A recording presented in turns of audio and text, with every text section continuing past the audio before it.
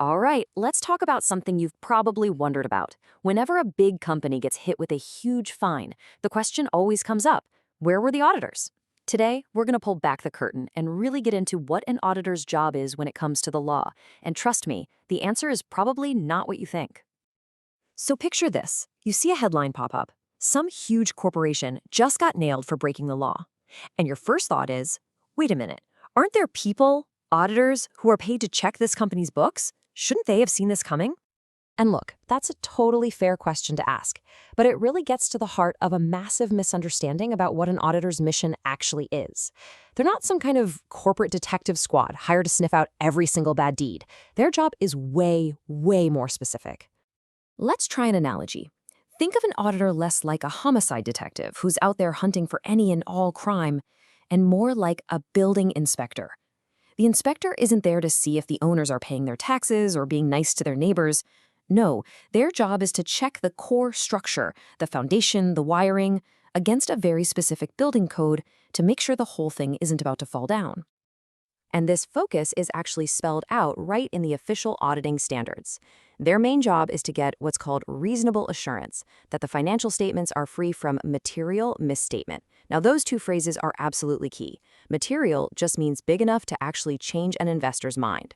And reasonable assurance, well, that's a very high level of confidence, but it is not an ironclad 100% guarantee. So if they aren't looking for everything, what are they supposed to be looking for? Well, the rulebook for auditors actually splits all the laws and regulations out there into two very different buckets. On one side, you have rule set number 1. These are laws that have a direct impact on the numbers you see on the page. Think about tax laws or pension regulations. Breaking these rules directly changes the dollars and cents in the financial statements. But then you have rule set number 2, the operational laws. These are things like environmental permits or safety rules, absolutely fundamental to how the company runs its business, but they don't have a direct one-to-one effect on the accounting. And here is the absolute crucial difference. For that first set of rules, the ones with a direct financial impact, the auditor has to roll up their sleeves and get sufficient appropriate audit evidence. They are actively digging for proof of compliance. But for that second set, the operational stuff, their job is way more limited. They just have to perform some specified audit procedures, which basically means asking management questions and keeping an eye out for any obvious red flags that might pop up. It's a much more passive role. But what happens when our building inspector does smell gas? What does an auditor do when they stumble across something that makes them think, a law might have been broken here? This is where their job suddenly gets very active. They're not required to search for these things, but during their normal work, certain things will absolutely make them stop and take a closer look. So what are these telltale signs? Well, the auditing standards actually list a bunch of them. We're talking about things like learning about an investigation by a government agency or seeing huge, unusual payments being made in cash. Other red flags could be sketchy dealings with companies in tax havens, or even just a massive wave of bad press. Any of these could be the trigger that tells an auditor, okay, time to start digging. And once that red flag goes up, a very specific process kicks in. First, they have to really understand what's going on. Second, they have to figure out the potential financial damage. Could this lead to a giant fine that needs to be disclosed? Third, they have to go talk to management and the board. And finally, based on all that, they have to decide how this whole thing is going to affect their final audit report. Okay, so they found something significant. Now what? This brings us to maybe the most critical part of the whole process, communication. The auditor can't just find a problem and keep it to themselves. There's a very clear chain of command for sounding the alarm.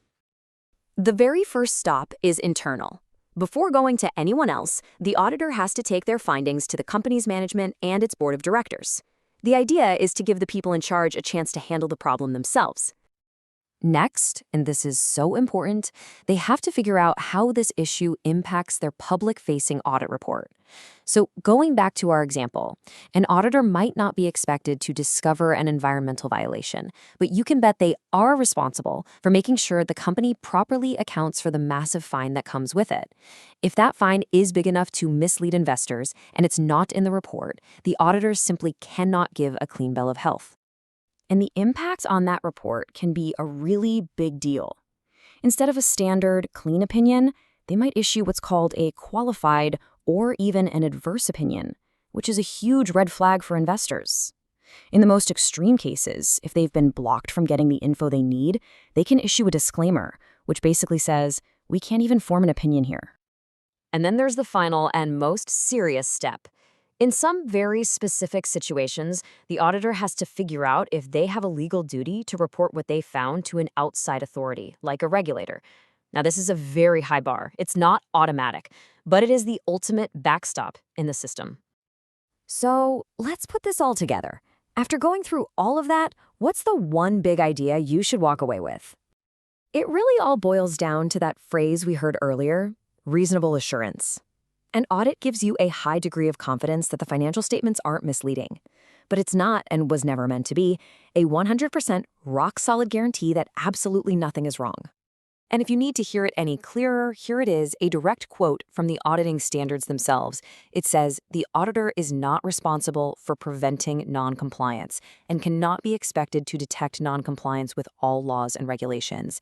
Their job is to audit the financial statements, not to police every single action the company takes. So the bottom line is this: an audit confirms financial fairness, not legal perfection. It tells you that the company's financial story is being told fairly, not that the company is a perfect corporate citizen. And knowing that critical difference changes everything. So the next time you see a corporate scandal in the news, how will you think about the auditor's role now?